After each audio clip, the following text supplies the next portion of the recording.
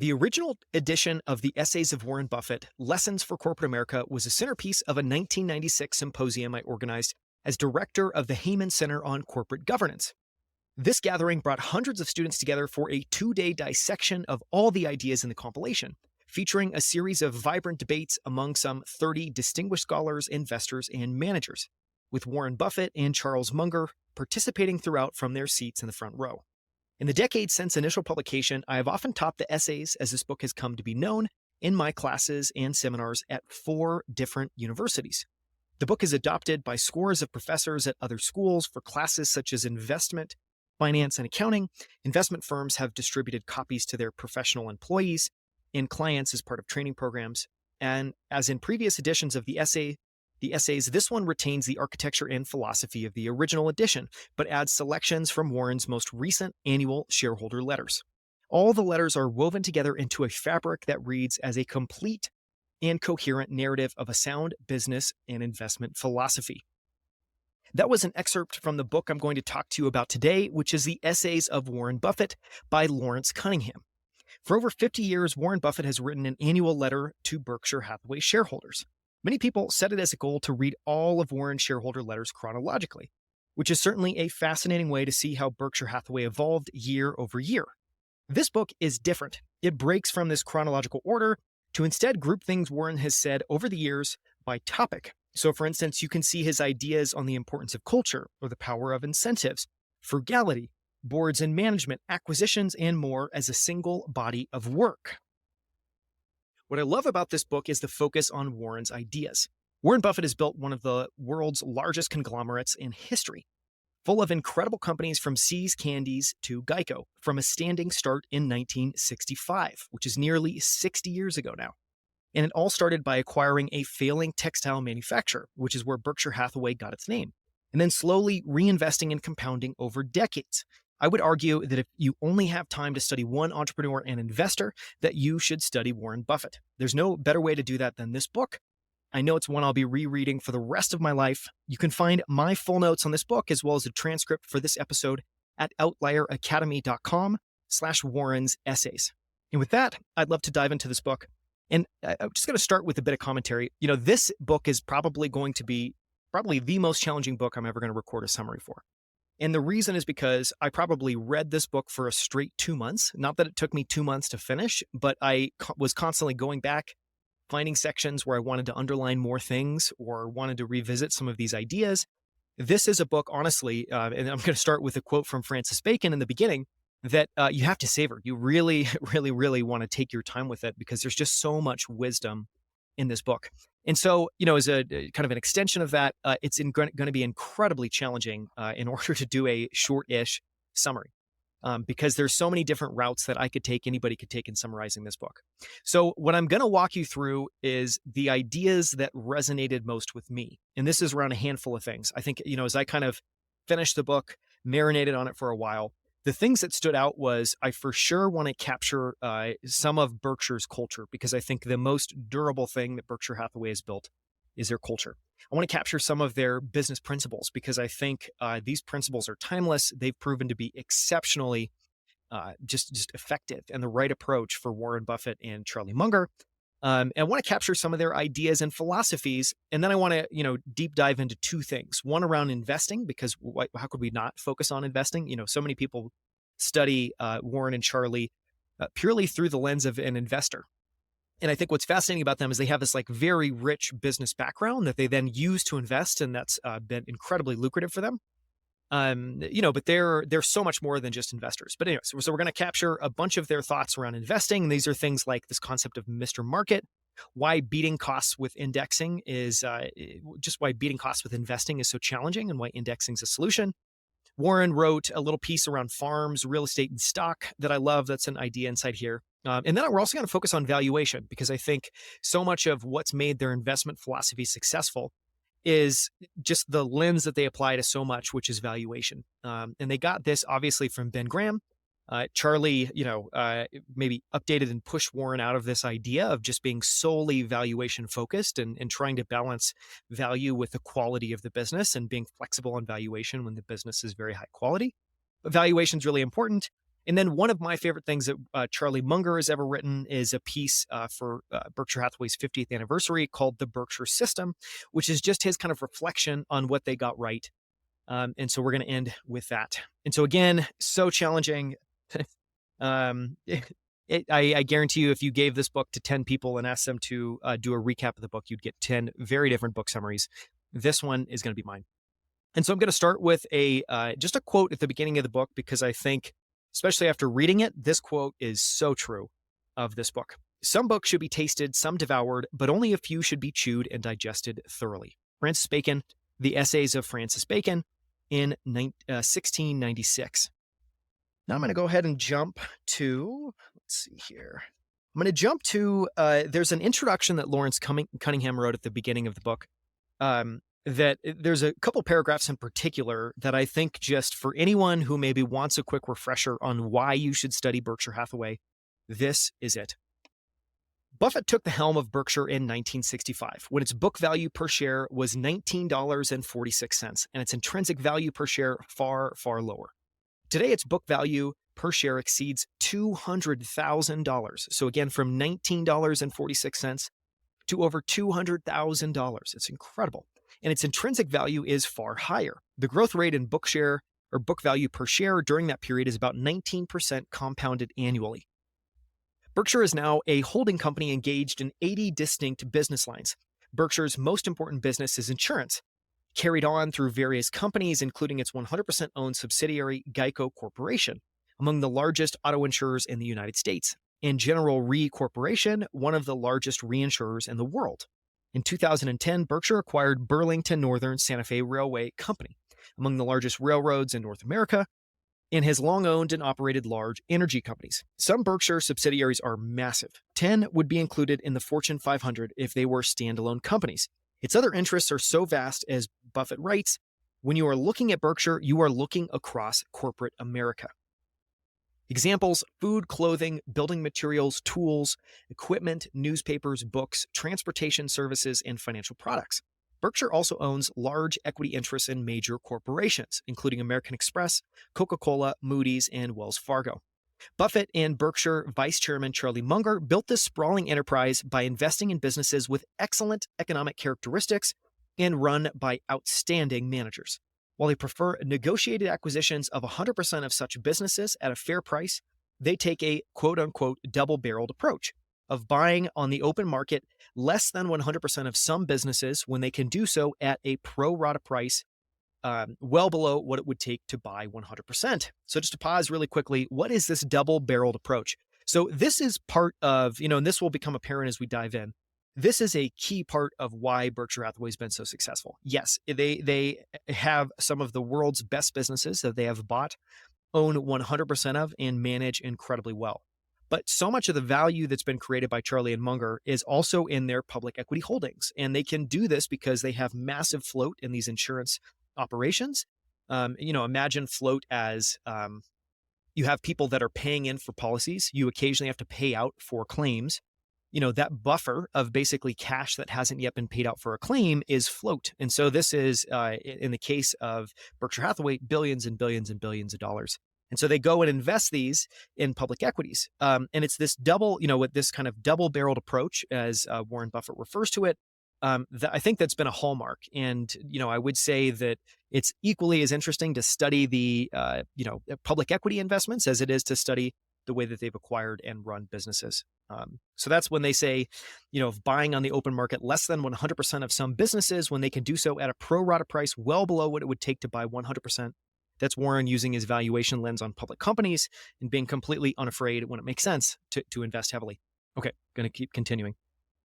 Berkshire's value can be approximated by first segmenting the whole into 5 separate elements, which Buffett refers to as the groves of Berkshire's forest. Some dozen insurance companies whose operations generate abundant investable funds, low-cost liabilities called float of late running to $115 billion, which support the 4 asset groves. So that's number 1. Number 2, scores of operating subsidiaries, including a dozen of America's largest companies, most wholly owned, worth some $300 billion. So again, just the companies that Berkshire Hathaway owns outright are worth a staggering $300 billion, more than $300 billion. A concentrated selection, this is number 3, a concentrated selection of common stock investments representing sizable ownership percentage in major American companies, worth nearly $200 billion. This is much higher now. Number 4, holdings in U.S. Treasuries and other cash equivalents, and lately exceeding $100 billion. This is interesting. We'll talk about this a little bit later, I think. This will be in one of the texts. But one of the decisions that Warren made very early was that they were always going to have $100 billion in cash. And so when you see this, holdings of U.S. Treasuries and other cash equivalents, that's literally just a cash reserve that they have kept at all points in time. And that's what has enabled them to be so opportunistic. And so anyways, if you might, reading through this list, it definitely stands out. That's definitely the outlier. You have massive amounts of float, operating subsidiaries, common stock investments. And then all of a sudden out of the middle of nowhere is $100 billion of U.S. Treasury and other cash equivalents. Well, that's their cash reserves. And number 5, a handful of investment partnerships such as Berkshire with Leucadia National and partial ownership of Kraft Heinz, together worth perhaps $15 billion. So those are the 5 groves of Berkshire's forest. Berkshire might be fairly valued by summing such asset groves minus the insurance float and less an estimate for deferred taxes on the sale of assets. But an additional element of value arises from housing the groves under one corporate canopy. These include value from the low cost of funds, flexible capital allocation, reduced corporate risk, minuscule overhead, tax efficiencies, and a distinctive corporate culture. According to Buffett, these results follow not from any master plan, but from focused investing. Allocating capital by concentrating on businesses with outstanding economic characteristics run by first-rate managers. And again, so much of Berkshire Hathaway's success when it comes to their operated companies can be summed up in this sentence. So I'm going to read it again. Allocating capital by concentrating on businesses with outstanding economic characteristics. Berkshire Hathaway is not interested in any business. I don't think it considers it a business unless it has outstanding economic characteristics, and it doesn't consider it like valuable and durable if it's not run by first-rate managers. And so those two things, those are kind of like the 1-2 punch behind a lot of how they view being successful when acquiring and then operating these businesses. Okay, a couple more thoughts. Buffett views Berkshire as a partnership among him, Munger, and other shareholders, and virtually all his net worth is in Berkshire stock. His economic goal is long-term, to maximize Berkshire's per-share intrinsic value by owning all or part of a diversified group of businesses that generate cash and above-average returns. In achieving this goal, Buffett forgoes expansion for the sake of expansion and forgoes divestment of businesses so long as they generate some cash and have good management. This is really important. I'm going to, read this again. One of the keys of Warren Buffett, success, of Berkshire Hathaway's success, not only are they great at acquiring, but they also, they always acquire with the goal of owning something for life. And so again, this is really important. Buffett forgoes expansion for the sake of expansion. He is not interested in that. It's only if something fits their mold and something makes sense for them that they're going to add it. They feel no pressure otherwise to just be active for the sake of activity. And the second one's really important. They forego divestment of businesses so long as they generate some cash. So it has to be, modestly profitable and has good management. And in those cases, they will hold this business for life.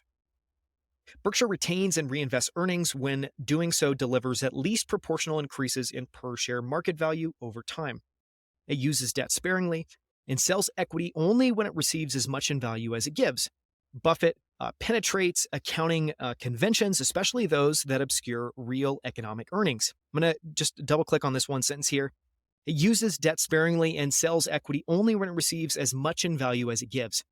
This, what only sells equity when it receives as much in value as it gives. One of the things that's also fascinating about Berkshire Hathaway is they tend to acquire purely in cash.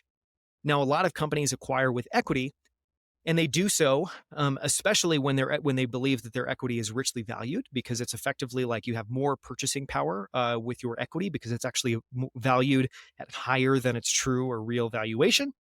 So it's a common tactic for people to do acquisitions with equity. One of the fascinating things about Warren Buffett and Charlie Munger is that they have a hard rule against ever using equity in an acquisition. And I think there's been one time, I believe it was a merger that was covered in this book, where they did acquire in equity, but they did so in a way where they basically trued up the value of both companies, and they made sure that the equity was effectively fairly valuing the other business, and they weren't overpaying. And so I think the two ideas there are Equity is, sure, some people can think it can get you additional purchase power. We'd rather purchase in cash. We're making sensible acquisitions. We're happy to pay cash. And then number two, our equity is incredibly precious. So we're almost never going to give any of that up. Okay, last paragraph. These owner-related business principles, as Buffett calls them, are the organizing themes of the accompanying essays. As organized, the essays constitute an elegant and instructive manual on management, investment, finance, and accounting. Buffett's basic principles form the framework for a rich range of positions on the wide variety of issues that exist in all aspects of business. They go far beyond mere abstract platitudes. It is true that investors should focus on fundamentals, be patient, and exercise good judgment based on common sense. In Buffett's essays, these advisory tidbits are anchored in the more concrete principles by which Buffett lives and thrives. So again, that was just a little bit of content from the introduction by Lawrence Cunningham. And now I'm going to jump quite a bit further into the book. And I'm going to talk about Berkshire's culture. Because I think at the end of the day, this is true for so many companies. I was just in the middle of studying Saul Price, who was a massive inspiration to Jim Sinegal at Costco, to Sam Walton at Walmart. Saul Price ended up founding FedMart, which was effectively like a Costco for federal employees. And one of the principles that he had was this idea of creating mini-me's, where effectively what is culture all about? It's about replicating some values in as many people as possible. And effectively, it's almost like, oftentimes at companies, you'll hear this term talent density. It's almost like value density. What does a company with a great culture look like? It looks like, a vast majority, very high percentage of the employees, live the values that you aspire to live as a company. And because of that, there's this, it's very, very, very durable. I saw this at Apple. It's been fascinating to witness just how well Apple has done after Steve Jobs has left. And I think all great companies where you have this iconic founder that really focused on culture, and this is not as common as I think we would like to think it is. But when it happens, I think it's an incredibly durable form of value. And it's incredibly durable form of imprinting a company with the rules that it's always been able to be successful by following. Okay, so with all of that as a little bit of a prelude, let's talk about, and this is Buffett on Berkshire culture. And again, just if we think that Warren Buffett has built something incredibly valuable, I would argue that a very large percentage of that value creation is because of this culture, which is why it's so important. Okay. Since I entered the business world, conglomerates have enjoyed several periods of extreme popularity, the silliest of which occurred in the late 1960s. The drill for conglomerate CEOs then was simple. By personality, promotion, or dubious accounting, and often by all three, these managers drove a fledgling conglomerate stock to, say, 20 times earnings, and then issued shares as fast as possible to acquire another business selling at 10 or so times earnings. They immediately applied pooling accounting to the acquisition, which with not a dime's worth of change in the underlying businesses, automatically increased per share earnings and used the rise as proof of managerial genius. They next explained to investors that this sort of talent justified the maintenance or even the enhancement of the acquirer's PE multiple. And finally, they promised to endlessly repeat this procedure and thereby create ever-increasing per share earnings. Wall Street's love affair with this hocus pocus intensified as the 1960s rolled by. The street's denizens are always ready to suspend disbelief when dubious maneuvers are used to manufacture rising per share earnings, particularly if those acrobatics produce mergers that generate huge fees for investment bankers. Auditors willingly sprinkled their holy water on the conglomerate's accounting and sometimes even made suggestions as to how to further juice the numbers. For many, gushers of easy money washed away ethical sensitivities. I'm just going to pause here. It's so much fun. That's the other thing I'll just quickly say about this book. It's so much fun to read Warren's writing. He is not only just incredibly smart, and he has put in the work to really study his focus area, but he has just a cutting wit, and it's so much fun. It's often funny to be able to read through just his writing. It's incredible. Since the per share earnings gains of an expanding conglomerate came from exploiting PE differences, its CEO had to search for businesses selling at low multiples of earnings. These, of course, were characteristically mediocre businesses, unsurprising, with poor long-term prospects. This incentive to bottom fish usually led to conglomerates' collection of underlying businesses becoming ever junkier. That mattered little to investors. It was deal velocity and pooling accounting they looked for to increase their earnings. The resulting firestorm of merger activity was fanned by an adoring press. Companies such as ITT, Litton Industries, Gulf and Western, and LTV were lionized, and their CEOs became celebrities. These once famous conglomerates are now long gone. As Yogi Berra said, every Napoleon meets his Watergate. Back then, accounting shenanigans of all sorts, many of them ridiculously transparent, were excused or overlooked. Indeed, having an accounting wizard at the helm of an expanding conglomerate was viewed as a huge plus. Shareholders in those instances could be sure that reported earnings would never disappoint, no matter how bad the operating realities of the business might become. Now, all of this, I'm sure as you're probably see coming, is to quickly contrast what Warren and Charlie have been doing with their conglomerate, Berkshire Hathaway, to this kind of maybe the sexiest, the wildest period of conglomerates in U.S. history, which was in the 1960s. In the late 1960s, I attended a meeting at which an acquisitive CEO bragged of his bold, imaginative accounting. Most of the analysts listening responded with approving nods, seeing themselves as having found a manager whose forecasts were certain to be met, whatever the business results might be. Eventually, however, the clock struck 12 and everything turned to pumpkins and mice.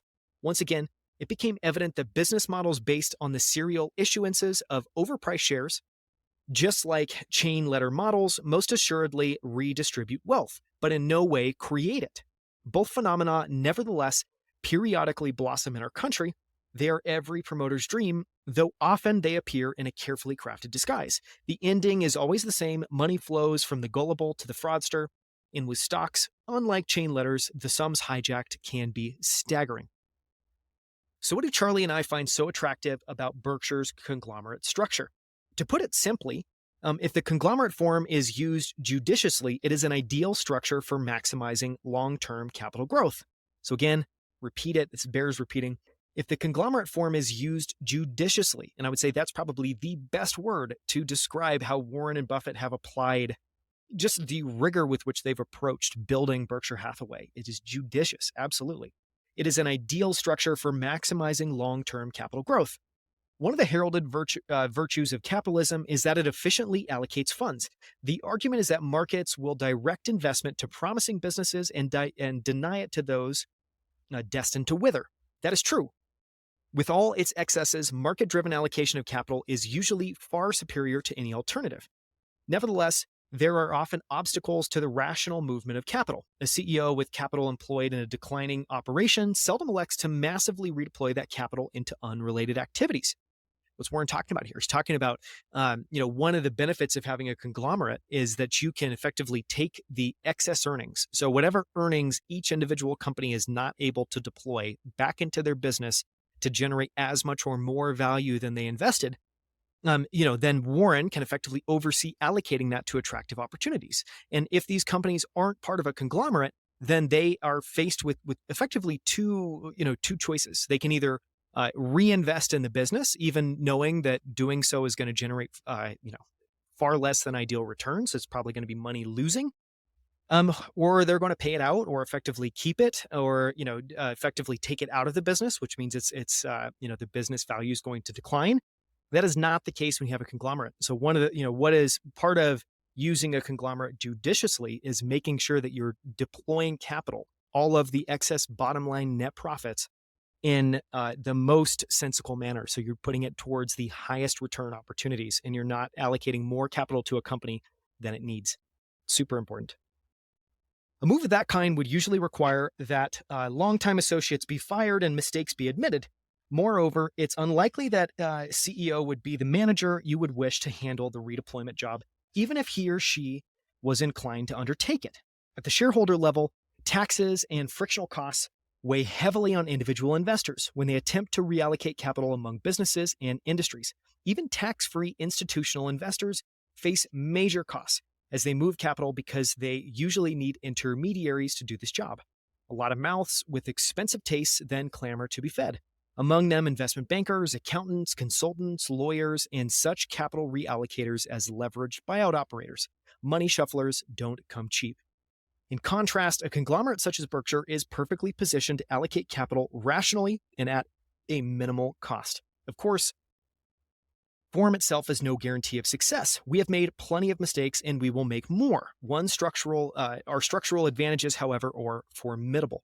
At Berkshire, we can, without incurring taxes or much in the way of other costs, move huge sums from businesses that have limited opportunities for incremental investment to other sectors with greater promise. Moreover, we are free of historical biases created by lifelong association with a given industry and are not subject to pressures from colleagues having a vested interest in maintaining the status quo. Pause right here. Just like one thing I think is interesting to think about here is I think part of why Berkshire Hathaway has worked so well is they've also been very smart at like having an extreme, just like focus on the operating responsibilities of their operating company CEOs and what Warren and Charlie do. So again, what is Warren talking about here? He's talking about, why are businesses when they're standalone, when they're not part of a conglomerate, probably not ideal at allocating capital? It's for a bunch of reasons. It's because they only have one opportunity set. Those are the opportunities in their business. It's because they're biased. They've spent time running this business, and that's as they should. Their goal is to be world-class at this particular business and this particular way of operating that's been successful for them. But that leads obviously to a narrow focus, almost potentially bordering on myopia, at some point. And so part of why Berkshire Hathaway has been so successful, and we've already talked about, and this will come up many more times as we continue reading, but we've already talked about that, they have an extreme focus on competent managers. They want to have world-class CEOs managing all of their companies. Well, why is that the case? Well, it's the case for two reasons. Obviously, they want each business to be performing at the top of its capabilities, what it's able to do. But there's a second reason. They want to make sure that Warren and Charlie don't have to drop down to the business level and spend time solving problems there, because their goal is not to be myopic. Their goal is to, if the CEOs each have blinders on and they're focused on their business, Warren and Charlie almost have, vision broadeners on. They're seeing panoramic vision, 360 degrees. And their job is completely different from the CEO's job. The CEO's job is to execute the strategy that their company is pursuing. They're operating this business incredibly well so that they generate as much profit as possible. They own the largest share of the market possible. And again, in Berkshire Hathaway, it's less about like outright ownership and it's more about the bottom line. Ultimately, if growing your share in a market is going to come unprofitably, they're not going to be interested in doing that. They'd rather own a small share and have that be profitable. But again, just making the note that I think part of this strategy is this very clear separation between what CEOs of their operating companies do and what Warren and Charlie do. Okay, I'm going to read this again, and we're almost there. At Berkshire, we can, without incurring taxes or much in the way of other costs, move huge sums from businesses that have limited opportunities for incremental investment to other sectors with greater promise. Moreover, we are free of historical biases created by lifelong association with a given industry and are not subject to pressures from colleagues having a vested interest in maintaining the status quo. That's important. If horses had controlled investment decisions, there would have been no auto industry. Another major advantage we possess is the ability to buy pieces of wonderful businesses, aka common stocks. That's not a course of action open to most management. Over our history, this strategic alternative has proved to be very helpful. A broad range of options sharpens decision-making. I'm going to read that again, it's important. A broad range of options sharpens decision-making. The businesses we are offered by the stock market every day, in small pieces to be sure, are often far more attractive than the businesses we are concurrently being offered in their entirety. Additionally, the gains we've realized from marketable securities have helped us make certain large acquisitions that would otherwise have been beyond our financial capabilities. In effect, the world is Berkshire's oyster, a world offering us a range of opportunities far beyond those realistically open to most companies. We're limited, of course, to businesses whose economic prospects we can evaluate, and that's a serious limitation. Charlie and I have no idea what a great many companies will look like 10 years from now, but that limitation is much smaller than that borne by an executives whose experience has been confined to a single industry. On top of that, we can profitably scale to a far larger size than many businesses that are constrained by the limited potential of the single industry in which they operate. Berkshire has one further advantage that has become increasingly important over the years. We are now the home of choice for the owners and managers of many outstanding businesses. Families that own successful businesses have multiple options when they contemplate sale. Frequently, the best decision is to do nothing. There are worse things in life than having a prosperous business that one understands well. But sitting tight is seldom recommended by Wall Street. Don't ask the barber whether you need a haircut. When one part of a family wishes to sell while others wish to continue, a public offering often makes sense. But when owners wish to cash out entirely, they usually consider one of two paths. The first is sale to a competitor who is salivating at the possibility of wringing quote-unquote synergies from the combining of the two companies. This buyer invariably contemplates getting rid of large numbers of the seller's associates, the very people who have helped the business build, who has helped the owner build his business. A caring owner, however, and there are plenty of them, usually does not want to leave his longtime associate sadly singing the old country song, "She got the gold mine, I got the shaft." The second choice for sellers is the Wall Street buyer. For some years, these purchasers accurately called themselves leveraged buyout firms. When that term got a bad name in the early 1990s, remember RJR and Barbarians at the Gate, these buyers hastily relabeled themselves private equity. The name may change, but that was all. Equity is dramatically reduced and debt is piled on in virtually all private equity purchases. Indeed, the amount that a private equity purchaser offers to the seller is in part determined by the buyer assessing the maximum amount of debt that can be placed on the acquired company. Later, if things go well and equity begins to build, leveraged buyout shops will often seek to re-leverage with new borrowings. They then typically use part of the proceeds to pay a huge dividend that drives equity sharply downward, sometimes even to a negative figure. In truth, equity is a dirty word for many private equity buyers. What they love is debt. And when interest rates are very low, these buyers can frequently pay top dollar. Later, the businesses will be resold, often to another leveraged buyer. In effect, the business becomes a piece of merchandise. Berkshire offers a third choice to the business owner who wishes to sell, a permanent home, in which the company's people and culture will be retained, though occasionally management changes will be needed. Beyond that, any business we acquire dramatically increases its financial strength and ability to grow. Its days of dealing with banks and Wall Street analysts are also forever ended.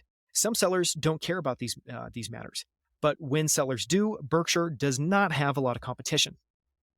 Sometimes pundits propose that Berkshire spin off certain of its businesses. These suggestions make no sense. Our companies are worth more as part of Berkshire than as separate entities. Again, this goes back to this idea. If they're applying this conglomerate structure judiciously, it is a highly lucrative structure. It's the best structure. And Warren's putting on a masterclass in why that's the case. Our companies are worth more as part of Berkshire than as separate entities. One reason is our ability to move funds between businesses or into new ventures instantly and without tax. In addition, certain costs duplicate themselves in full or part if operations are separated. Here's the most obvious example. Berkshire incurs nominal costs for its single board of directors. Were our dozens of subsidiaries to be split off, the overall cost for directors would soar. So too would regulatory and administration expenditures. Finally, there are sometimes important tax efficiencies for subsidiary A because we own subsidiary B. For example, certain tax credits that are available to our utilities are currently realizable only because we generate huge amounts of taxable income at other Berkshire operations. That gives Berkshire Hathaway Energy a major advantage over most public utility companies in developing wind and solar projects. Investment bankers, being paid as they are for action, constantly urge acquirers to pay 20 to 50% premiums over market price for publicly held businesses. The bankers tell the buyer that the premium is justified for quote-unquote control value and for the wonderful things that are going to happen once the acquirer CEO takes charge. What acquisition-hungry manager will challenge that assertion that they can effectively improve the business? Well, of course they think they can. They don't know yet, and if you look at the record, it suggests that most businesses that have been acquired do not work out and end up, being a negative net value for the company that acquired them. But no one studies the data and then makes a decision. A few years later, bankers bearing straight faces again appear and just as earnestly urge spinning off the earlier acquisition in order to now unlock quote unquote shareholder value. Spinoffs, of course, strip the owning company of its purported control value without any compensating payment. The bankers explain that the spinoff company will flourish because its management will be more entrepreneurial, having been freed from the smothering bureaucracy of the parent company. So much for that talented CEO we met earlier. If the divesting company later wishes to reacquire the spinoff operation, it presumably would again be urged by its bankers to pay a hefty control premium for its privilege. Mental flexibility of this sort by the banking fraternity has prompted the saying that fees too often lead to transactions rather than transactions leading to fees. It's possible, of course, that someday a spinoff or sale at Berkshire would be required by regulators. Berkshire carried out such a spinoff in 1979 when new regulations for bank holding companies forced us to divest a bank we owned in Rockford, Illinois. Voluntary spinoffs, though, make no sense for us. We would lose control value, capital allocation flexibility, and in some cases, important tax advantages. The CEOs who brilliantly run our subsidiaries now would have difficulty in being as effective in running a spun-off operation, given the operating and financial advantages derived from Berkshire's ownership. Moreover, the parent and the spun-off operations, once separated, would likely incur moderately greater costs than existed when they were combined. Okay, so now I'm going to end. We've covered a lot. We're not done. There's more to this topic that I could continue to read. But what I'm going to try to, I'm going to try to put a point on this by reading kind of a North Star. So this is the net of why this conglomerate structure makes so much sense for Berkshire Hathaway, and why it makes sense again when it's applied judiciously. And I think all of the examples, if we just kind of go back a second, all of the examples that Warren Buffett alluded to, so one, just to pause for a second, there are some phenomenal conglomerates in history.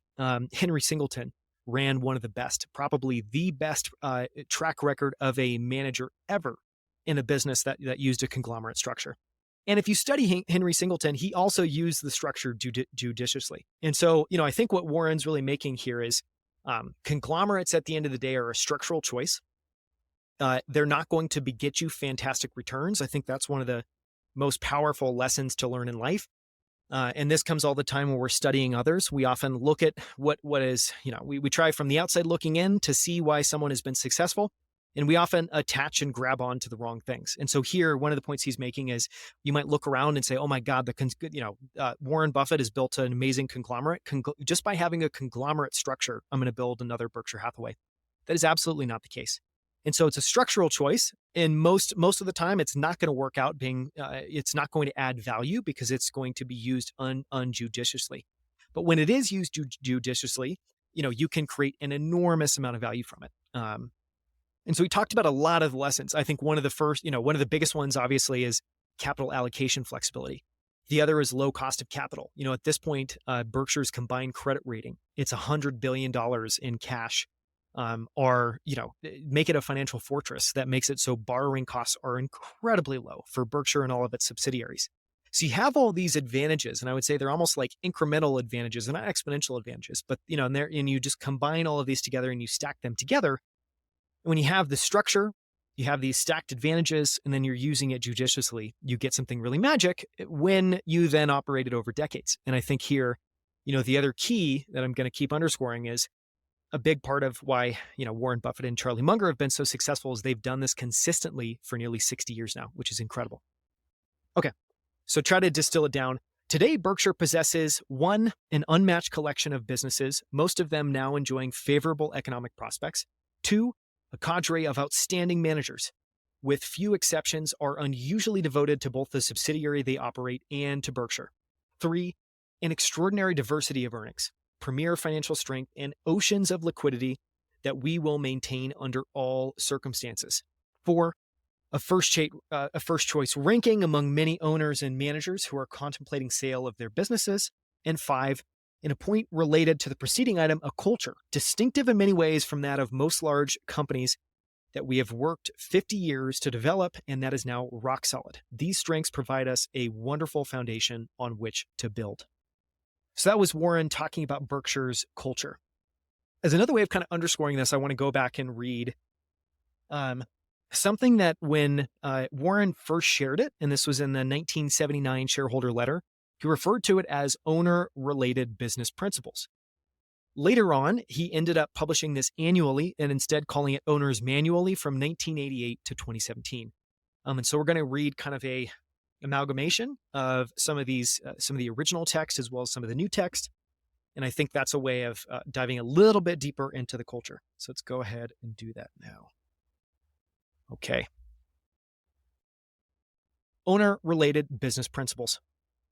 In some ways, our shareholder group is a rather unusual one, and this affects our manner of reporting to you. For example, at the end of each year, About 98% of the shares outstanding are held by people who also were shareholders at the beginning of the year. This is highly unusual. Therefore, in our annual report, we build upon what we have told you in previous years instead of restating a lot of material. You get more useful information this way, and we don't get bored. Furthermore, perhaps 90% of our shares are owned by investors for whom Berkshire is their largest security holding, very often far and away the largest.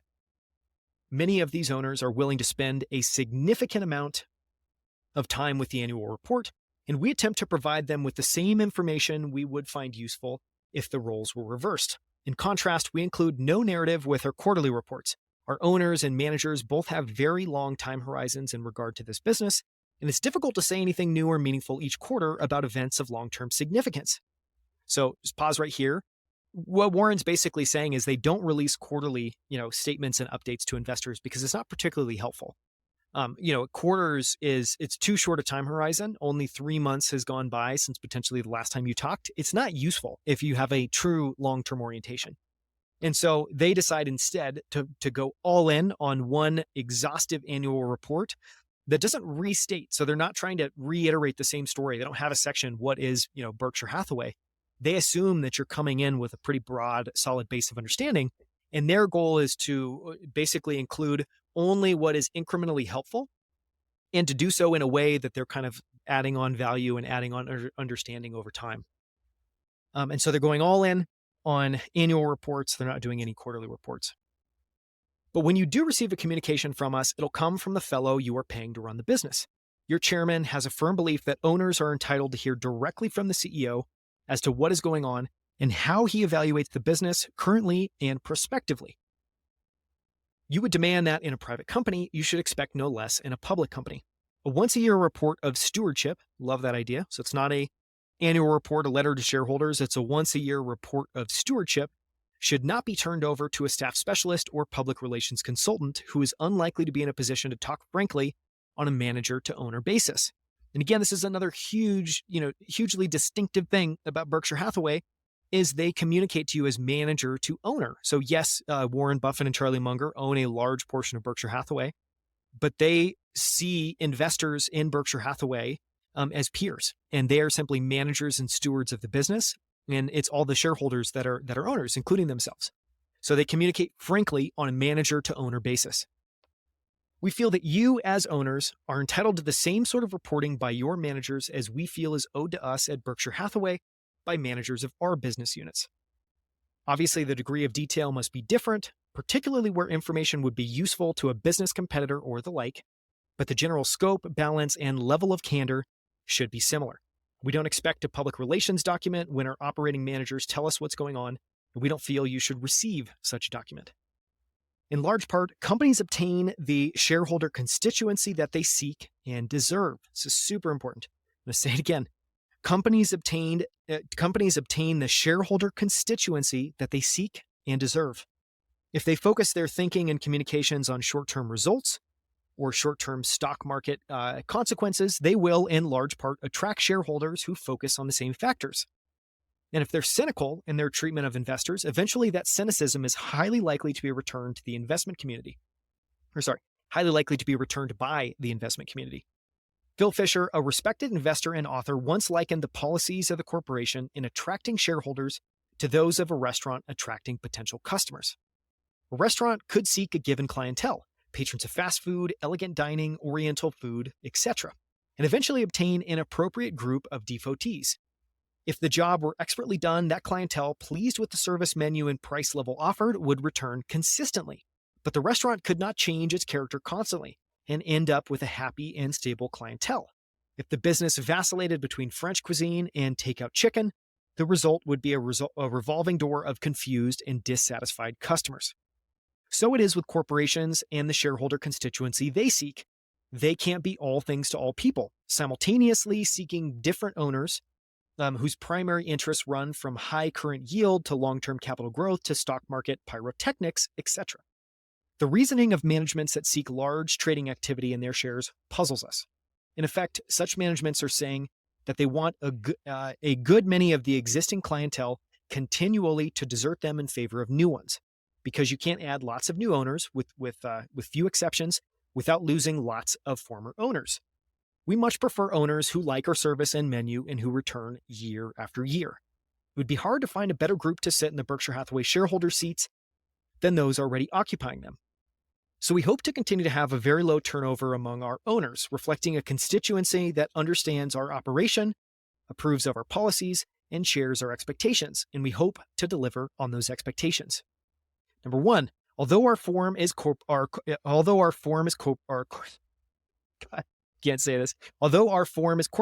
attitude is partnership. Charlie Munger and I think of our shareholders as owner partners and of ourselves as managing partners. Because of the size of our shareholdings, we are also, for better or worse, controlling partners. We do not view the company itself as the ultimate owner of our business assets, but instead view the company as a conduit through which our shareholders own the assets. Charlie and I hope that you do not think of yourself as merely owning a piece of paper whose price wiggles around daily and that is a candidate for sale when some economic or political event makes you nervous. We hope you instead visualize yourself as part owner of a business that you expect to stay with indefinitely, much as you might if you owned a farm or apartment house in partnership with members of your family. For our part, we do not view Berkshire's shareholders as faceless members of an ever-shifting crowd, but rather as co-venturers who have entrusted their funds to us for what may well turn out to be the remainder of their lives. The evidence suggests that most Berkshire shareholders have indeed embraced this long-term partnership concept. The annual percentage turnover in Berkshire shares is a fraction of that occurring in the stocks of other major business corporations, even when the shares I own are excluded from the calculation. In effect, our shareholders behave in respect to their Berkshire stock much as Berkshire itself behaves in respect to companies in which it has an investment. As owners of, say, Coca-Cola or American Express shares, we think of Berkshire as being a non-managing partner in two extraordinary businesses in which we measure our success by the long-term progress of the companies rather than by the month-to-month movements of their stocks.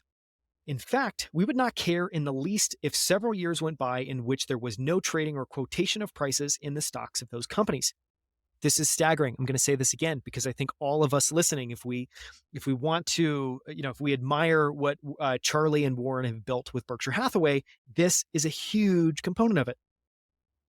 In fact, we would not care in the least if several years went by in which there was no trading, not even quotation of prices in the stocks of those companies.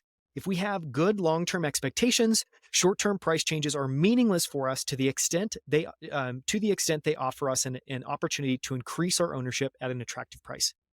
Okay, just to put a point on this. We talked about earlier when Berkshire Hathaway is acquiring companies, it's looking to do so forever. And it has, basically the rule of thumb is by and large, they will never let go of a business. Barring, outside of two things. It has to generate at least some profitability and it has to be run by an exceptional manager. And so I would guess, they've laid out these rules. If they had a business that was not profitable long enough, and they weren't able to attract and retain great managers, they would probably, get rid of that business. But by and large, overwhelmingly, the rule is it's a default no. We're not divesting of any business.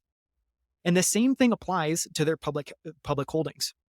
And here we are in a world where, if you look at the average holding time, of all shares traded in the stock market, it's gotten shorter and shorter and shorter and shorter. And what that means is that there are a few owners that are truly buying into a business as if it was a business that they owned and desiring to own it long-term, to treat it like a true long-term ownership. And so here, Charlie and Warren are saying, one, they're not interested. They don't care about short-term movement. They only care about participating.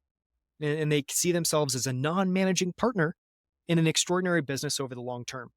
And because of that, they don't care if the stock market were closed, if the price of the shares didn't even quote for years and years and years, because they don't care. They're owning this for long-term appreciation over decades.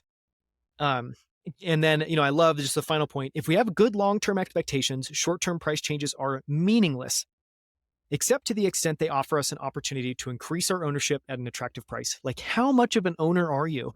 And you say, not only am I going to buy it and hold it forever, not only do I not care about short-term price movements, I don't even care if I can get liquidity, can trade it, can even discover what the market price of this thing is for years at a time.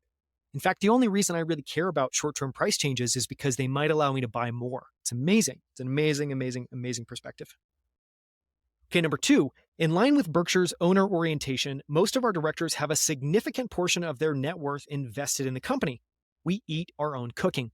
Again, this is highly unusual. If you look at most public companies, the amount of net worth, outside of, founders that founded a company and took it public, or people who came in as a CEO to a company and took it public, these people typically have a large ownership percentage, but they also tend to sell it pretty quickly when it's liquid and enters the public market. So here, in sharp contrast, and I may cover this later, it may not come up in some of what we've covered, but one of the things I love, again, going back to culture and incentives, is the way that Berkshire Hathaway has constructed its board of directors. Most boards actually award share grants to directors when they join. What does that mean? That means that they do not have to purchase. They're actually getting a grant, and that grant will eventually be owned by them. They can then liquidate it. So they're just literally getting a gift of value from the company for serving on the board. They're getting payment. Berkshire Hathaway, in contrast, is the exact opposite. In order for you to be eligible to come onto the board of directors, obviously first you need to be in rarefied air, where Warren and Charlie would even invite you. Once you've passed that test, you then need to acquire a substantial portion or have already owned a substantial portion of Berkshire stock. They're not gifting you any stock. They're requiring you to own stock. So you're going to spend your own money acquiring this stock to then be able to have enough skin in the game to where they think that you're at a commensurate level and deserving of being on the board of directors. Just incredible skin in the game, incredible alignment of incentives. And the same thing applies to their directors. So again, I'll read this one more time. In line with Berkshire's owner orientation, most of our directors have a significant portion of their net worth invested in the company. We eat our own cooking. Charlie's family has the majority of its net worth in Berkshire shares.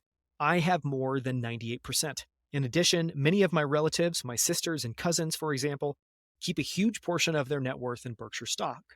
Charlie and I feel totally comfortable with this eggs in one basket situation because Berkshire itself owns a wide variety of truly extraordinary businesses. Indeed, we believe that Berkshire is close to being unique in the quality and diversity of the businesses in which it owns either a controlling interest or a minority interest of significance.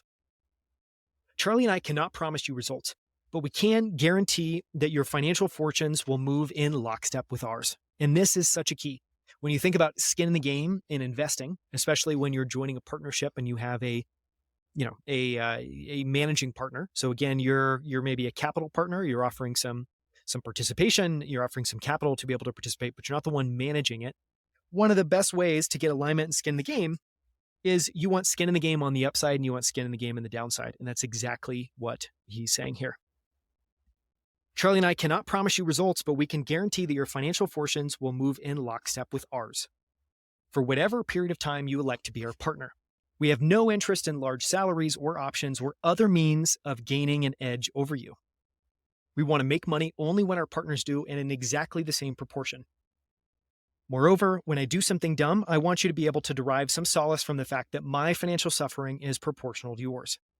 Our long-term economic goal, this is number 3. Our long-term economic goal, subject to some qualifications mentioned later, is to maximize Berkshire's average annual rate of gain in intrinsic business value on a per-share basis. We do not measure the economic significance or performance of Berkshire by its size. We measure by per-share progress. We are certain that the rate of per-share progress will diminish in the future. A greatly enlarged capital base will see to that, but we will be disappointed if our rate does not exceed that of the average large American corporation. Number 4, our preference would be to reach our goal by directly owning a diversified group of businesses that generate cash and consistently earn above average returns on capital. Our second choice is to own parts of similar businesses attained primarily through purchases of marketable common stocks by our insurance subsidiaries. The price and availability of businesses and the need for insurance capital determine any given year's capital allocation. In recent years, we have made a number of acquisitions. Though there will be dry years, we expect to make many more in the decades to come, and our hope is that they will be large. If these purchases approach the quality of those we have made in the past, Berkshire will be well served. The challenge for us is to generate ideas as rapidly as we generate cash. In this respect, a depressed stock market is likely to present us with significant advantages. For one thing, it tends to reduce the prices at which entire companies become available for purchase.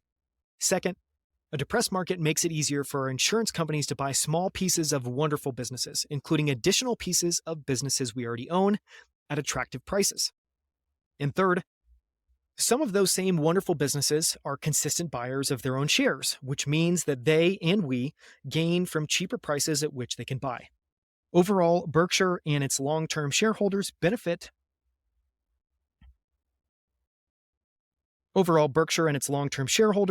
from a sinking stock market much as a regular purchaser of food benefits from declining food prices. So when the market plummets, as it will from time to time, neither panic nor mourn. It's good news for Berkshire. Number 5, because of our two-pronged approach to business ownership and because of the limitations of conventional accounting, consolidated reported earnings may reveal relatively little about our true economic performance. Charlie and I, both as owners and managers, virtually ignore such consolidated numbers. However, we will always report to you the earnings of each major business we control, numbers we consider of great importance. These figures, along with other information we will supply about the individual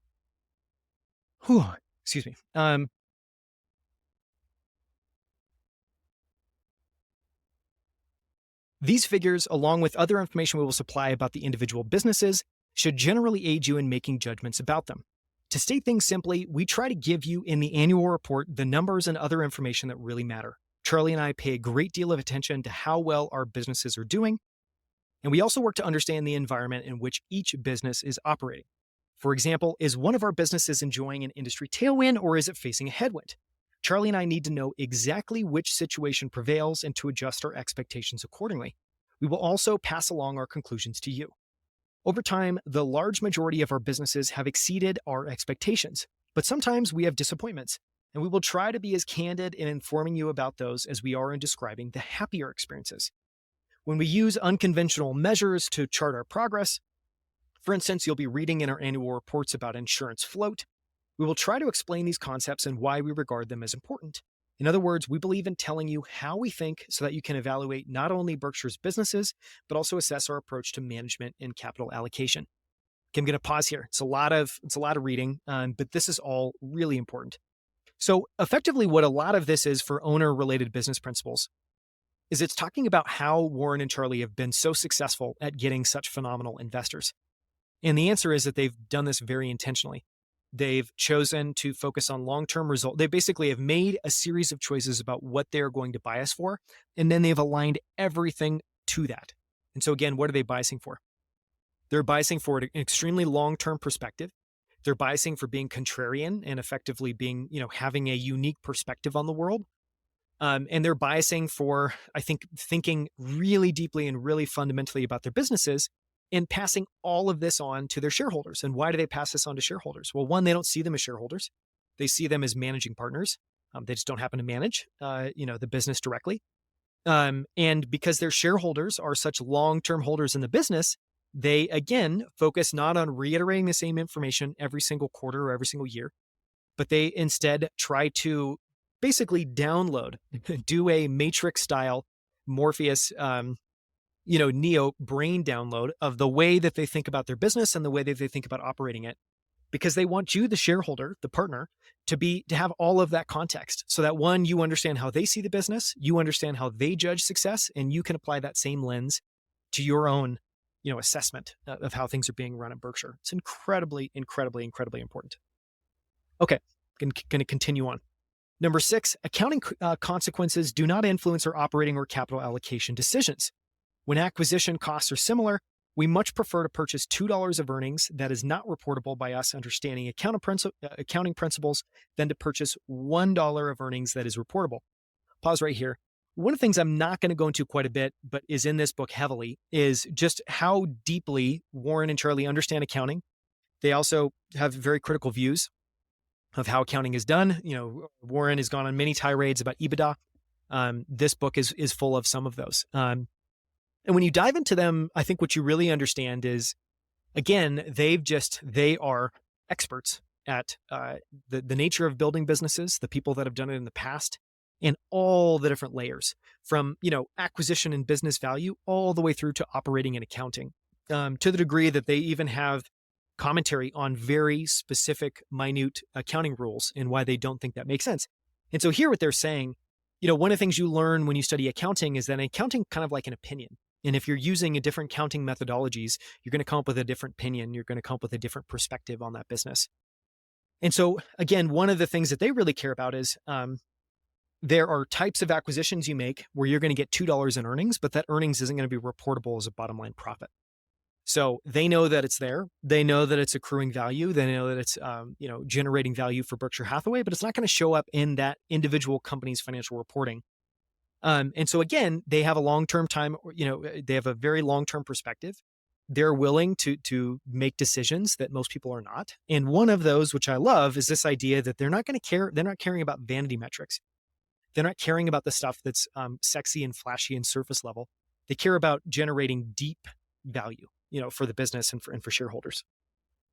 This is precisely the choice that often faces us, since entire businesses whose earnings will be fully reportable frequently sell for double the pro rata price of small portions whose earnings will be largely unreportable. Again, they're talking about majority acquisitions versus buying small shares of businesses on the stock market. And when they buy these small shares of businesses on the stock market, just to kind of allude where we're going, they view this as the exact same as if they were going and buying the entirety of the business.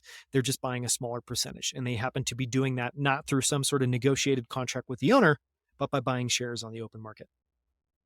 In aggregate and over time, we expect the unreported earnings to be fully reflected in our intrinsic business value through capital gains. We have found over time that the undistributed earnings of our investees in aggregate have been as fully as beneficial to Berkshire as they had been distributed to us, and therefore had been included in the earnings we officially report.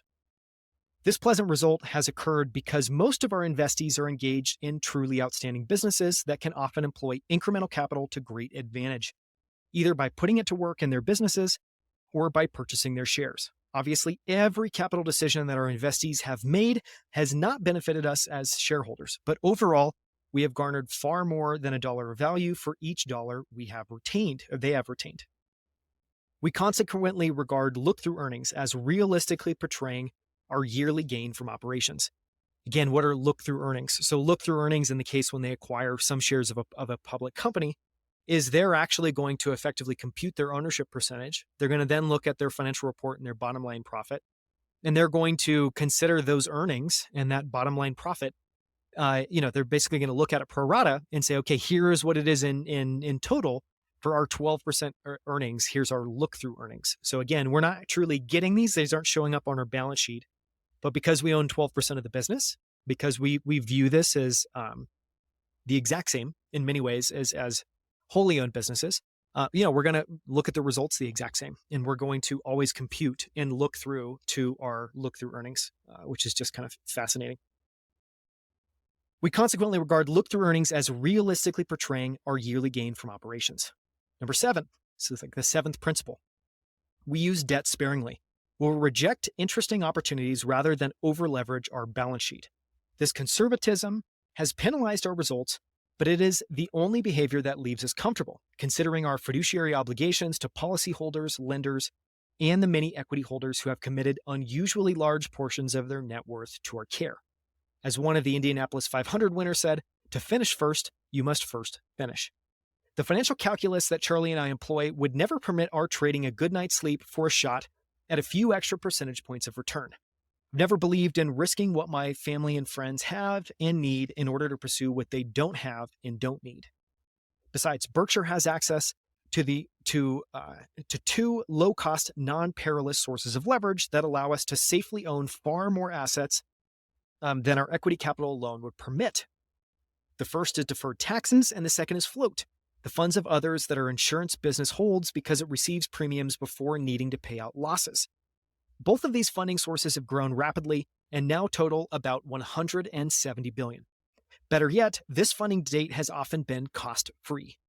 Deferred tax liabilities bear no interest, and as long as we can break even in our insurance underwriting, the cost of the float developed from that operation is zero. Neither item, of course, is equity. These are real liabilities, but they are liabilities without covenants or due dates attached to them. In effect, they give us the benefit of debt and ability to have more assets working for us, but saddles us with none of its drawbacks. Of course, there is no guarantee that we can obtain our float in the future at no cost, but we feel our chances of attaining that goal are as good as those of anyone in the insurance business. Not only have we reached the goal in the past, despite a number of important mistakes by your chairman, our 1996 acquisition of GEICO materially improved our prospects for getting there in the future. Since 2011, we expect additional borrowings to be concentrated in our utilities and railroad businesses, loans that are non-recourse to Berkshire. Here, we will favor long-term fixed-rate loans. Number 8, a managerial wish list will not be filled at shareholder expense. We will not diversify by purchasing entire businesses at control prices that ignore long-term economic consequences to our shareholders. We will only do with your money what we would do with our own, weighing fully the values you can obtain by diversifying your own portfolios through direct purchases in the stock market. Charlie and I are interested only in acquisitions that we believe will raise the per-share intrinsic value of Berkshire stock. Again, I'm going to say this again, it's really important. Charlie and I are interested only in acquisitions that we believe will raise the per-share intrinsic value of Berkshire stock. The size of our paychecks or our offices will never be related to the size of Berkshire's balance sheet. Number 9, we feel noble intention should be checked periodically against results. We test the wisdom of retaining earnings by assessing whether retention over time delivers shareholders at least $1 market value for each dollar retained. So I'm not sure if we'll cover this, but one of the principles that I loved, it's very simple. In fact, the majority of the principles that Warren and Charlie have applied in their business are extremely simple. But one of the best is this. All of their companies are able to retain some earnings and have the potential to reinvest those. And these are two different things. So what does retained mean? So retained means you have some bottom line profitability. You accrue cash on your balance sheet. You can do two things with that at Berkshire. You can either, one, as the manager, deploy that into your business, or you can send that to Warren and Charlie to deploy however they see fit. And the reason that this is, really important is, again, going back to this idea of the benefits of a conglomerate. Most often, people will invest it in their own business. That allows them to keep this capital working. At least that's the idea in their mind. But it keeps it working against what can sometimes be a declining opportunity set. So your opportunities over time are actually getting worse, and your return on investment, every new dollar you invest in your business, is going down. And so effectively, the rule of thumb that Charlie and Warren have is all managers can reinvest some of what they keep in their business, but they have to prove that it will generate at least $1 of value for every dollar it retains. Super simple. It's just saying, okay, you have this cash, you want to go and redeploy it. Well, show us that it's actually going to generate a return that's attractive. And basically, what does attractive look like to them? They've applied a hurdle rate, and that hurdle rate is that for every $1 you retain, you have to be able to prove that over time you can generate an additional dollar of value. To date, this test has been met. We will continue to apply it on a 5-year rolling basis. As our net worth grows, it's more difficult to use retained earnings wisely. I should have written the 5-year rolling basis sentence differently, an error I didn't realize until I received a question about the subject at the 2009 annual meeting. When the stock market has declined sharply over a 5-year stretch, our market price premium to book value is sometimes shrunk. And when that happens, we fail the test as I improperly formulated it. In fact, we fell far short of it as early as 1971 to 1975, well before I wrote this principle in 1983. The 5-year test should be, number 1, during the period, did our book value gain exceed the performance of the S&P? And number 2, did our stock consistently sell at a premium to book, meaning that every dollar of retained earning was always worth more than $1. If these tests are met, retaining earnings has made sense. Number 10, we will issue common stock only when we receive as much in business value as we give. This rule applies to all forms of issuance, not only mergers or stock or public stock offerings, but stock for debt swaps, stock options, and convertible securities as well. We will not sell small portions of your company, and that is what issuance of shares amounts to. It's selling a small portion of your company on a basis inconsistent with the value of the entire enterprise. When we sold the Class B shares in 1996, we stated that Berkshire stock was not overvalued, and some people found that shocking. That reaction was not well-founded. Shock should have registered instead had we issued shares when our stock was undervalued. Managements that say or imply during a public stock offering that their stock is undervalued are usually being economical with the truth or uneconomical with their existing shareholders' money. Owners unfairly lose if their managers deliberately sell assets for 80% that in fact are worth $1. And again, this is like their basic commentary on stock issuance is it amounts to this. In most cases, you are valuing this asset at 80 cents when it's actually worth $1. And so I think their belief is that equity is actually far more valuable than the ease with which you can sell it or issue it would suggest. We didn't commit that kind of crime in offering our Class B shares, and we never will. We did not, however, say at the time of the sale that our stock was overvalued, though many media have reported that we did. Number 11, you should be fully aware of one attitude Charlie and I share that hurts our financial performance. Regardless of price, we have no interest at all in selling any good businesses that Berkshire owns. We are also very reluctant to sell subpar businesses as long as we expect them to generate at least some cash and as long as we feel good about their managers and labor relations. We hope not to repeat the capital allocation mistakes that led us into such subpar businesses, and we react with great caution to suggestions that our poor businesses can be restored to satisfactory probability by major capital expenditures. So again, I'm going to read this again. So they're saying they're going to acquire businesses, they're going to hold them for life, and they're going to be extremely reluctant to ever part with a business that they've acquired, bar two rules. Has to generate at least some cash, and as long as they feel good about managers, then they've introduced this new detail about labor relations. But here's this other concept is oftentimes, if you've acquired a business, say you've held it for 10 years, all businesses have a natural life cycle, and businesses it's oftentimes a business that was once in a structurally just phenomenal place, meaning it was attacking the right area of the market, had substantial, profit margins, kind of margins on the product that ended up translating down to net profit. Things change consistently. And so what happens when you have a business that used to be very attractive and now it's not anymore? Well, oftentimes people get this idea that, we can restore it back to what it used to be, but we're going to need to invest some significant capital in doing this. And I just love this idea. It's another sense of just like extreme rationality of Warren and Charlie. So I'm going to read it again. We react with great caution to suggestions that poor businesses can be restored to satisfactory profitability by major capital expenditures. The projections will be dazzling and the advocate sincere, but in the end, major additional investment in a terrible industry usually is about as rewarding as struggling in quicksand. Nevertheless, gin rummy managerial behavior, discard your least promising business at each turn, is not our style. We would rather have our overall results penalized a bit than engage in that kind of behavior. We continue to avoid gin rummy behavior.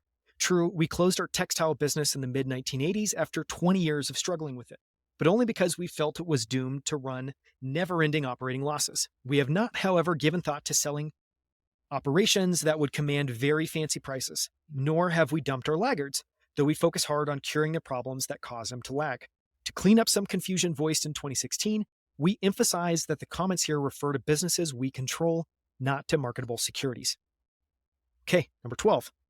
We will be candid in our reporting to you, emphasizing the pluses and minuses important in appraising business value. Our guideline is to tell you the business facts that we would want to know if our positions were reversed. We owe you no less. Moreover, as a company with major communications business, it would be inexcusable for us to apply lesser standards of accuracy, balance, and incisiveness when reporting on ourselves than we would expect our news people to apply when reporting on others. We also believe candor benefits us as managers. The CEO who misleads others in public may eventually mislead himself in private. I'm going to pause here for a second because, I think this sentence is actually really insightful. Moreover, as a company with major communications business, it would be inexcusable for us to apply lesser standards of accuracy, balance, and incisiveness when reporting on ourselves. One of these sub-stories of Berkshire Hathaway that doesn't get enough attention is the role that they played in backing Katharine Graham Bell, who took basically, assumed the CEO position at Washington Post. And this was during the Watergate scandal, and they ended up breaking that information. They ended up breaking that story to the American public at great risk to themselves. But, it's very clear, I think, in instances like this, that actually a lot of Warren's writing and a lot of his writing style comes from his love for journalism. And it's not, like lightweight fluff journalism. It's critical, hard-hitting journalism. And he's talked about this many ways. He talked about this in making sure that you take no actions, that it was reported by a motivate, if basically a reporter investigated you and this reporter was unusually motivated, you want to make sure that the story that they write about you is positive. Well, it's saying the same thing here. You don't want to apply any lesser standards of accuracy, balance, and incisiveness. And so I think it's just insightful that, I think a lot of how Warren views correct behavior and the correct way of communicating is this accuracy, balance, and incisiveness. Incisiveness is such a good word there. At Berkshire, you will find no big bath accounting maneuvers or restructurings, nor any smoothing of quarterly or annual results. We will always tell you how many strokes we have taken on each hole and never play around with the scorecard. When the numbers are a very rough guesstimate, as they necessarily must be in insurance reserving, we will try to be both consistent and conservative in our approach. We will be communicating with you in several ways. Through the annual report, I try to give all shareholders as much value-defining information as can be conveyed in a document kept to a reasonable length. We also try to convey a liberal quantity of condensed but important information in the quarterly reports we post on the internet. Though I don't write those, one recital a year is enough. Still, another important occasion for communication is our annual meeting, at which Charlie and I are delighted to spend 5 hours or more answering questions about Berkshire. But there is one way we can't communicate on a one-on-one basis. That isn't feasible given Berkshire's many thousands of owners. In all of our communications, we try to make sure that no single shareholder gets an edge. We do not follow the usual practice of giving earnings guidance or other information of value to analysts or large shareholders. Our goal is to have all of our owners updated at the same time. 13. Despite our policy of candor, we will discuss our activities in marketable securities only to the extent legally required. Again, this is kind of, so they, I would say the one area of, competitive nature for them is obviously the opportunities they're finding attractive, especially now or in the very short term in the stock market. And here they're effectively saying, we will never talk about those. We're not going to talk about those unless we are, and only to the extent we are legally required. They're not going to give away these ideas. Good investment ideas are rare, valuable, and subject to competitive appropriation, just as good product or business acquisition ideas are. Therefore, we normally will not talk about our investment ideas. This ban extends even to securities we have sold, because we may purchase them again, and to stocks we are currently rumored to be buying. If we deny those reports but say no comment on other occasions, the no comments become confirmation. Though we continue to be unwilling to talk about specific stocks, we freely discuss our businesses and investment philosophy. I've benefited enormously from the intellectual generosity of Ben Graham, the greatest teacher in the history of finance, and I believe it appropriate to pass along what I learned from him, even if that creates new and able investment competitors for Berkshire, just as Ben's teaching did for him. Number 14, I've just got 2 more of these left.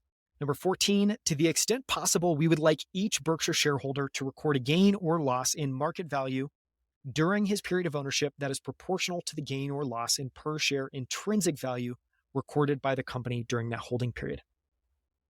For this to come about, the relationship between the intrinsic value and the market price of a Berkshire share would need to remain constant, and by our preferences at 1-to-1, as that implies we would rather see Berkshire's stock price at a fair level than a high level.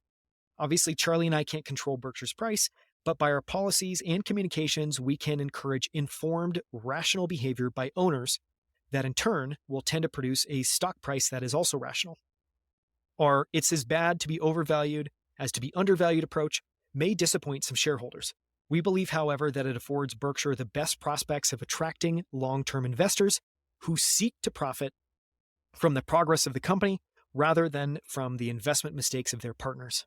And last one, number 15, we regularly compare the gain in Berkshire's per share book value to the performance of the S&P 500. Over time, we hope to outpace this yardstick. Otherwise, why do our investors need us? The measurement, however, has certain shortcomings. Moreover, it now is less meaningful on a year-to-year basis than was formerly the case.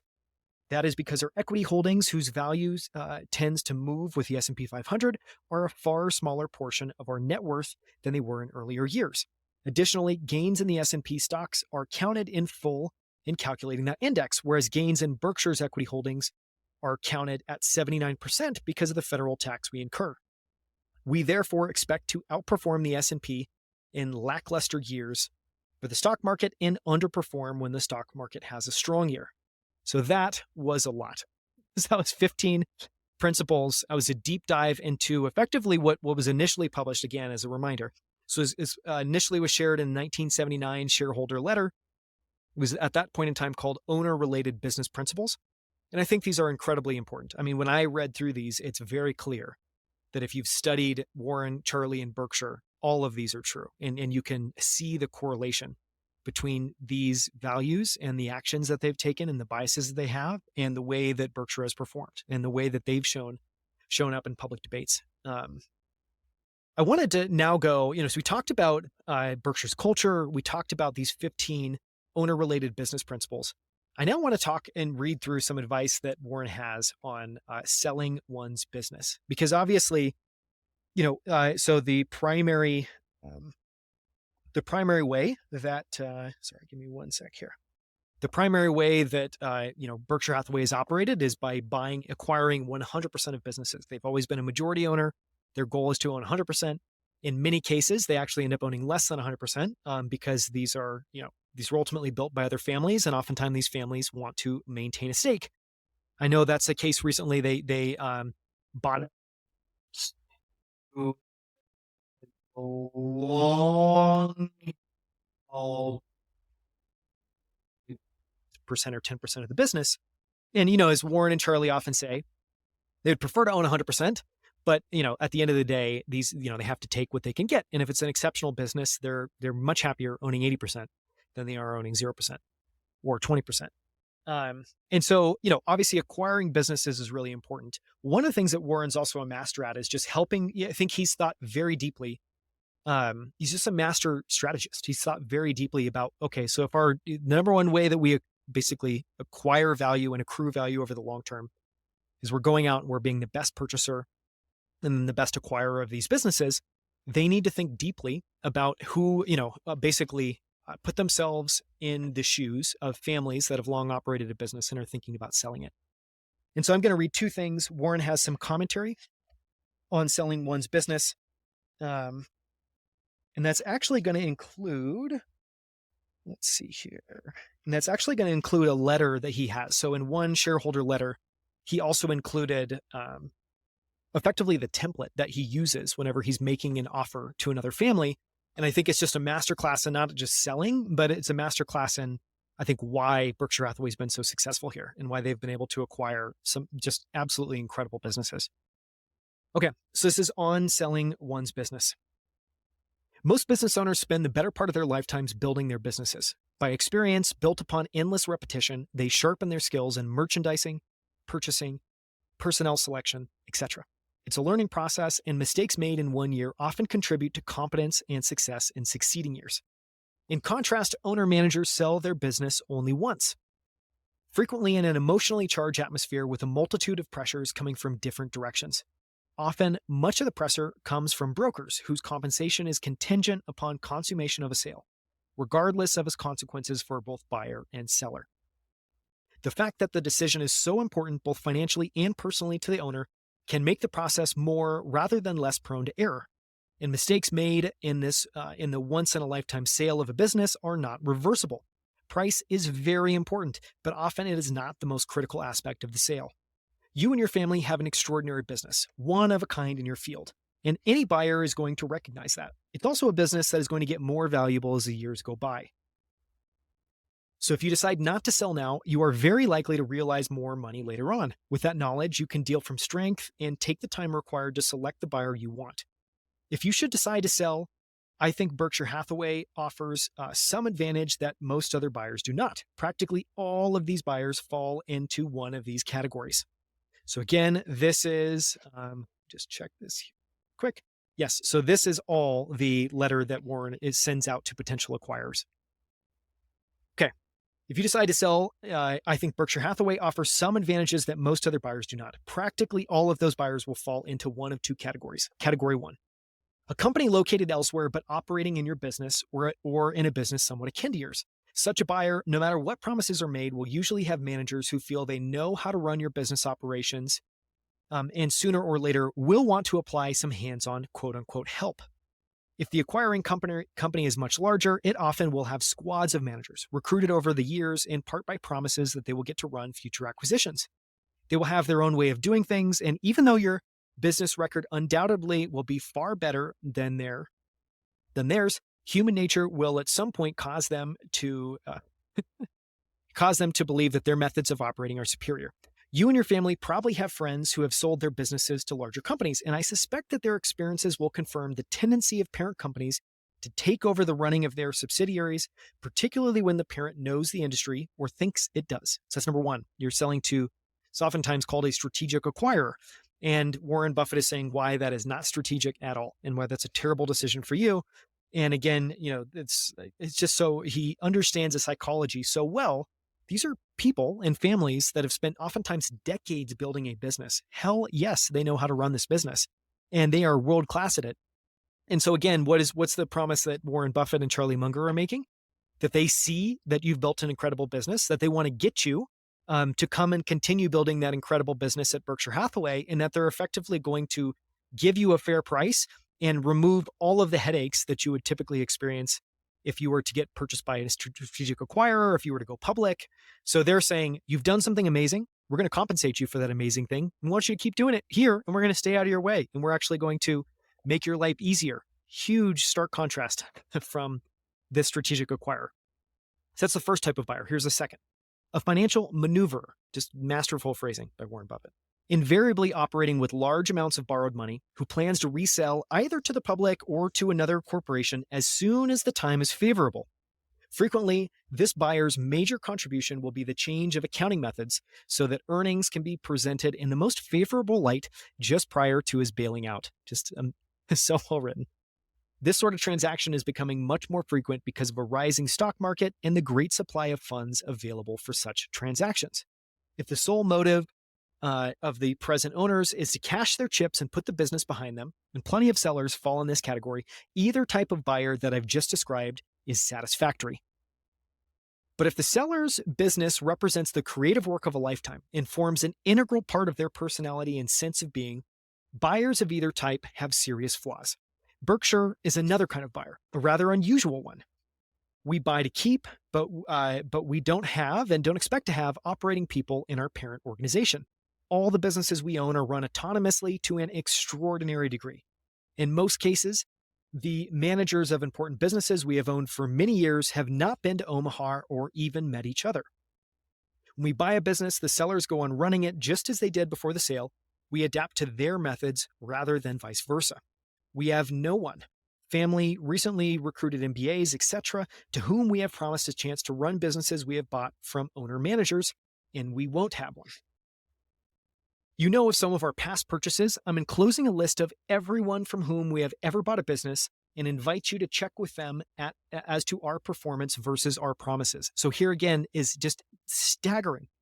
So simple, something that almost nobody does, typically because they actually have not, the promises that they've made and the actions they've ended up taking are divergent. In this case, they're not. So let me read this again because it's just phenomenal. You know some of our past purchases. I'm enclosing a list of everyone, every single company they've ever purchased, from whom we have ever bought a business, and I invite you to check with them as to our performance versus our promises. I guarantee you 99.9% of other people would not do that. You should be particularly interested in checking with the few whose business did not do well in order to ascertain how we behaved under difficult conditions. Any buyer will tell you that he needs you personally, and if he has any brains, he most certainly does need you. But a great many buyers, for the reasons mentioned above, don't match their subsequent actions to their earlier words. We will behave exactly as promised, both because we have so promised and because we need to in order to achieve the best business results. This need explains why we would want the operating numbers of our family to retain a 20% interest in the business. We need 80% to consolidate earnings for tax purposes, which is a step important to us. It is equally important to us that the family members who run the business remain as owners. Very simply, we would not want to buy unless we felt key members of present management would stay on as partners. Contractors cannot guarantee your continued success. We would simply rely on your word. Contracts cannot guarantee your continued interest. We would simply rely on your word. The areas I get involved are capital allocation and selection and compensation of the top managers. Other personnel decisions, operating strategies, etc., are their bailiwick. Some Berkshire managers talk over some of their decisions with me, some don't. It depends upon their personalities and, to an extent, upon their own personal relationship with me. If you should decide to do business with Berkshire, we would pay in cash. Your business would not be used as collateral for any loan by Berkshire. There would be no brokers involved. Furthermore, there would be no chance that a deal would get announced and the buyer would then back off or start suggesting adjustments, with apologies, of course, and with an explanation that bankers, lawyers, boards of directors, etc., were to be blamed. And finally, you would know exactly with whom you were dealing. You would not have one executive negotiate the deal only to have someone else in charge a few years later, or have the president regretfully tell you that his board of directors required this change or that, or possibly required sale of your business to finance some new interest of the parents. It's only fair to tell you that you would be no richer after the sale than now. Again, just exceptional transparency. The ownership of your business already makes you wealthy and soundly invested. A sale would change the form of your wealth, but it wouldn't change the amount. If you sell, you will be exchanged a 100% owned valuable asset that you understand for another valuable asset, cash, that will probably be invested in small pieces, stocks of other businesses that you understand less well. There is often a sound reason to sell, but if the transaction is a fair one, the reason is not so that the seller can become wealthier. I will not pester you. If you have any possible interest in selling, I would appreciate your call. I would be extraordinarily proud to have Berkshire, along with key members of your family, own blank. And again, why is there a blank there? So this is a template of a letter that Warren Buffett shared. I believe we would do very well financially, and I believe you would have just as much fun running the business over the next 20 years as you have had during the past 20 years. Sincerely, Warren E. Buffett. So why did I want to include that? Again, I think it's just an exceptional look. And again, I think it brings to life so many of Berkshire's values in a critically important touch point. For them, the primary way they're generating value is acquiring and operating these businesses. They have to be world-class at acquiring. And so the way that this letter was put together, he clearly understands the psychology of owner-operators. He clearly understands that some are just looking for cash and some want more of a gimmicky financial transaction. They're looking to get quote unquote wealthier. And if they're willing to do that, he happily, suggests two types of buyers that would be a good fit for them. And then he goes on to sharply contrast Berkshire as an acquirer to other types of acquirers. And, one makes the point, which obviously I think Berkshire shareholders love, that they're acquiring businesses that represent the creative work of decades, of a generation, oftentimes of a family, and that they've, created something that is exceedingly rare and exceedingly valuable. And, in many ways, it's like a jewel that they're going to sell to Berkshire. Berkshire is going to give them cash for it. They're going to pay them a fair price, which is why he's saying they're not going to be any richer after the transaction than before. They're just converting their wealth. Before, they had a large equity owning of a valuable, profitable business. That's valuable. Afterwards, they're going to have cash. And they're going to continue to have some ownership. And, I think that's another very important point about aligned incentives, about Warren threading the needle between what's going to make Berkshire Hathaway successful and what's going to make all of these individual businesses successful. So with that, I'm going to stop. I will record a part 2 of this book that includes investing, valuation, and Munger's commentary on the Berkshire system. And I will have that as part 2 of this episode. And again, if you are curious, you can find my full notes on this book, including a bunch of highlights and excerpts, including some of what I just read to you, as well as the transcript for this episode at outlieracademy.com/Warren's essays. Okay, I'll be back with part 2.